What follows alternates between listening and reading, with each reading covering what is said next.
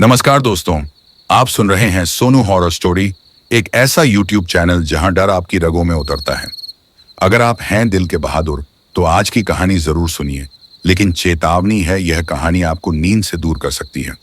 Video को like करें, channel को सब्सक्राइब करें और घंटी का बटन दबाएं ताकि अगली डरावनी कहानी आपसे ना छूटे। तो चलिए शुरू करते हैं आज की खौफनाक दास्तान।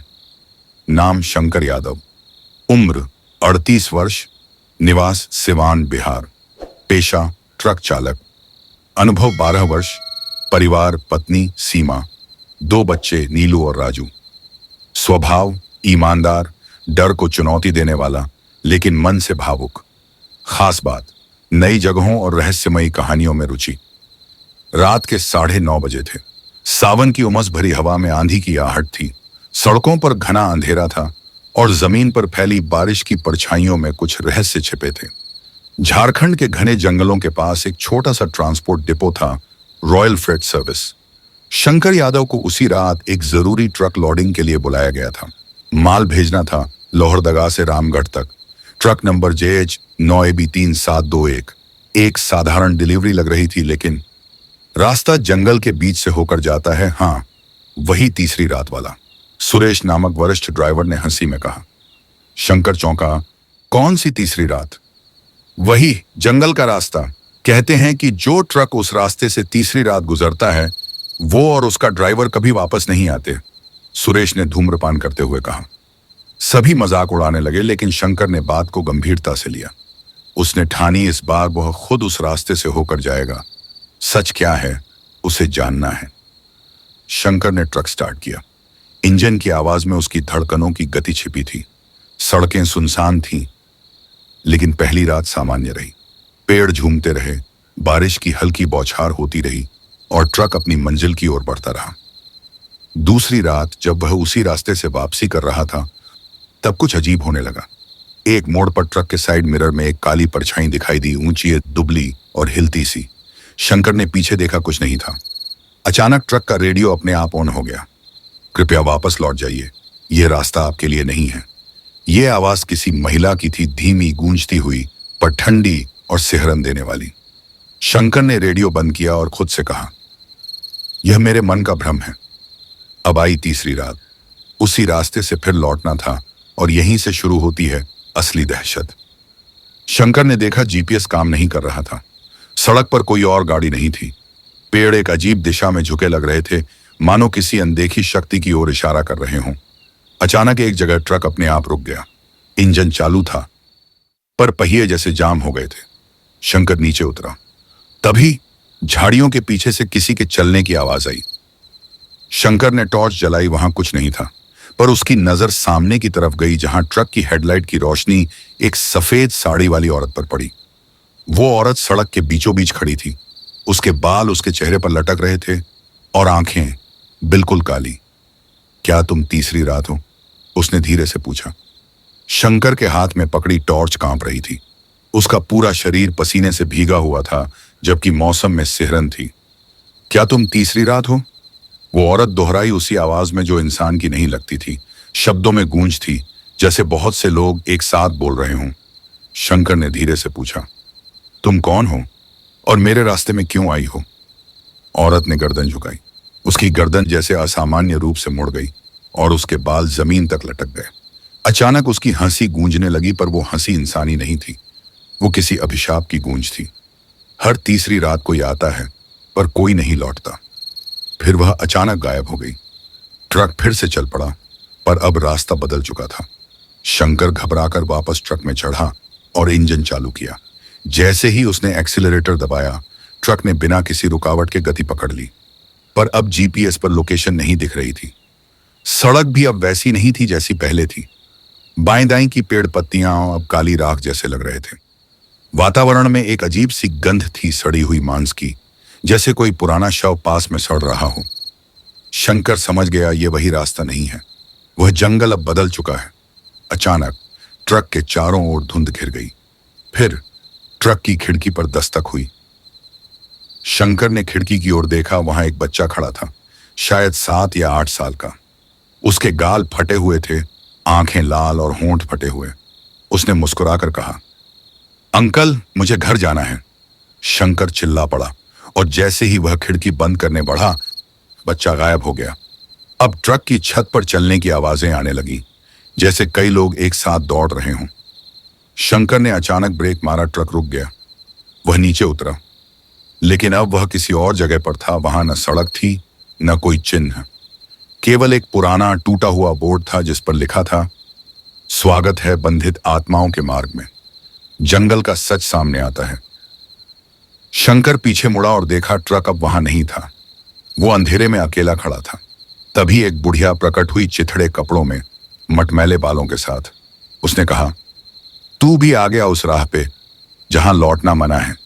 शंकर ने कांपती आवाज में पूछा, यह सब क्या है? कौन हो तुम? बुढ़िया बोली, यह जंगल पहले आम रास्ता था, पर कुछ साल पहले यहां एक ट्रक दुर्घटनाग्रस्त हुआ था। उसमें एक औरत और उसका बच्चा जलकर मर गए थे। तब से हर तीसरी रात वो आत्माएं उस मौत को दोहराती हैं, और हर वो ट्रक जो इस रात गुजरता है उनका शिकार बनता है। शंकर अब समझ चुका था कि वह एक अभिशप्त क्षेत्र में है। बुढ़िया ने कहा, अगर तू बचना चाहता है तो वो करना होगा जो अब तक किसी ने नहीं किया, उनकी आखिरी इच्छा पूरी करना। शंकर ने पूछा, क्या? पर इससे पहले कि बुढ़िया कुछ कहती, हवा में तेज सनसनाहट हुई और एक साया बिजली की गति से उसकी ओर बढ़ा। शंकर ने महसूस किया किसी ने उसकी गर्दन पर हाथ रखा है, एक बर्फ जैसा ठंडा हाथ। और फिर कान में किसी ने फुसफुसाया, अब तेरी बारी है। शंकर कांपता हुआ पीछे पलटा, पर वहां कोई नहीं था। लेकिन फिर उसकी आंखों के सामने वही औरत और बच्चा दिखाई दिए, इस बार बिल्कुल पास। औरत ने कहा, तेरा नाम क्या है? शंकर यादव, उसने डरते हुए कहा। बच्चे ने धीरे से पूछा, क्या तुम हमें घर पहुंचा सकते हो? शंकर की आंखों में भय था, पर हृदय में एक अजीब सी दया की भावना भी। उसने साहस जुटाकर पूछा, तुम्हारा घर कहाँ है? औरत ने ऊपर की ओर देखा। आसमान अब काला हो चुका था, उसमें कोई चांद नहीं था, कोई तारा नहीं। और फिर वह बोली, हमारा घर वहां था जहां अब राख उड़ती है। हम इस जंगल में मर गए थे और कोई हमारा शरीर लेने नहीं आया। हर तीसरी रात हम उस ट्रक का इंतजार करते हैं जो हमें वापस ले जाए। शंकर की आंखों के सामने जैसे चित्र दौड़ने लगे। एक पुराना ट्रक, एक औरत और उसका बच्चा। एक पेड़ से टकराकर ट्रक में आग लग गई थी। मां बेटा जलते रहे, चीखते रहे, लेकिन कोई मदद नहीं पहुंची।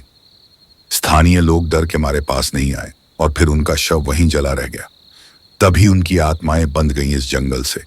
हर तीसरी रात वह हादसा फिर से दोहराया जाता है, हर उस ट्रक के साथ जो इस रास्ते से गुजरता है। शंकर ने खुद से कहा, अगर ये आत्माएं अब तक किसी को मारती रही हैं, तो इसका कारण है इनकी पीड़ा अधूरी है।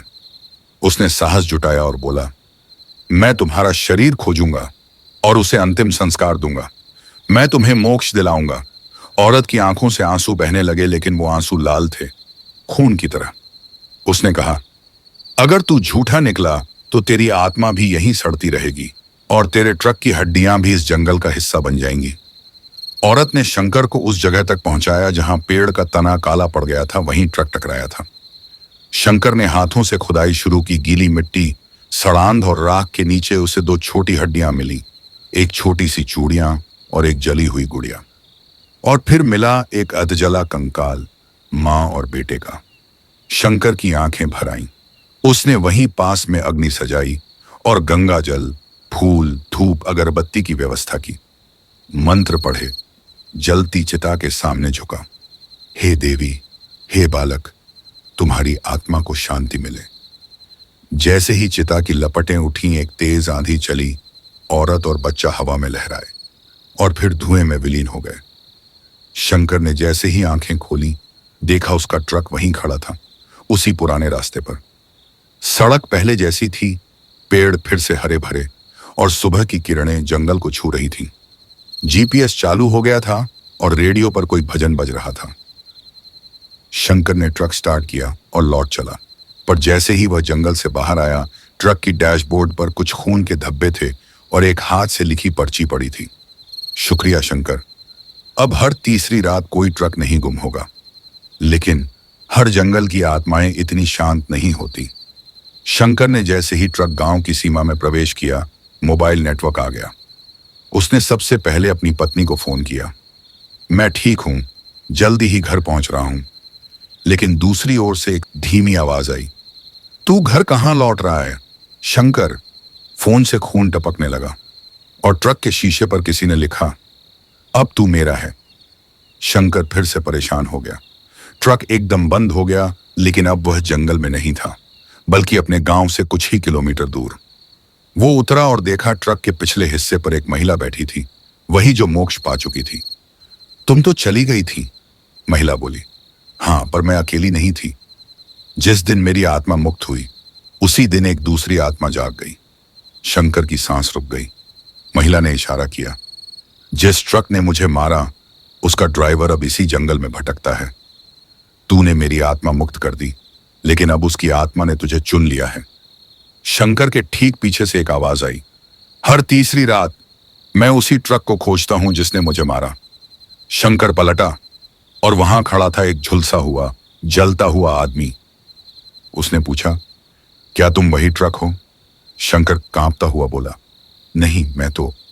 पर उसकी बात अधूरी रह गई। वह जलती आत्मा हवा में उठी और सीधा ट्रक के इंजन में समा गई। ट्रक स्टार्ट हो गया, लेकिन अब वह शंकर के नियंत्रण में नहीं था। ट्रक बन गया मौत का वाहन। ट्रक अब किसी अदृश्य शक्ति के अधीन था। वह खुद ब खुद जंगल की ओर लौटने लगा। रफ्तार बढ़ती गई। जीपीएस फिर से बंद, हवा काली, ट्रक का शीशा अंदर से खून से लाल। शंकर चिल्लाया, मैंने किसी का कुछ नहीं बिगाड़ा, मुझे क्यों? और तभी रेडियो पर आवाज आई, क्योंकि तू तीसरी रात में गया था और अब तेरा नाम उस जंगल की सूची में दर्ज है। ट्रक उसी पेड़ के पास जाकर रुक गया जहां पहली बार शंकर ने मोक्ष दिलाया था। अब वहां एक और ताजा चिता जल रही थी।